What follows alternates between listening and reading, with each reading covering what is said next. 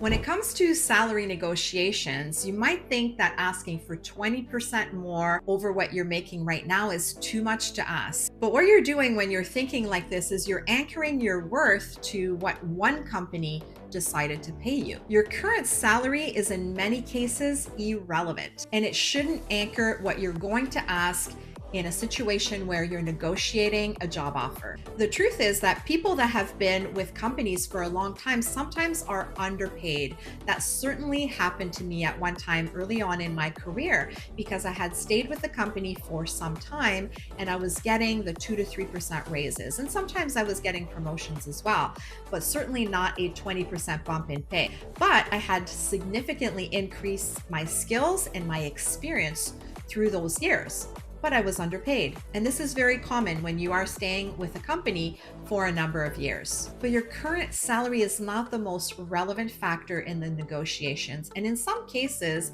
in a lot of different areas in North America, it's no longer legal to even ask what you currently make through the interview process. So what you want to do is understand what would be a fair compensation for what you do and what you bring to the table. You want to understand market conditions and understand what companies are paying for similar jobs in your area. And when you're in mid-career, these are your top earning years, so you definitely don't want to leave money on the table here.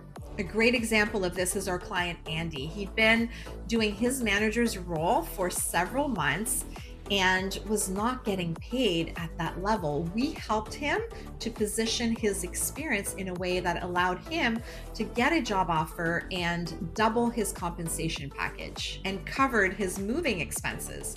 That's the power of knowing how to negotiate an offer. If you'd like to find out more how you can do this, message me negotiate and we'll talk about how you can position yourself for the negotiations before they even start and how you can actually negotiate your best compensation package.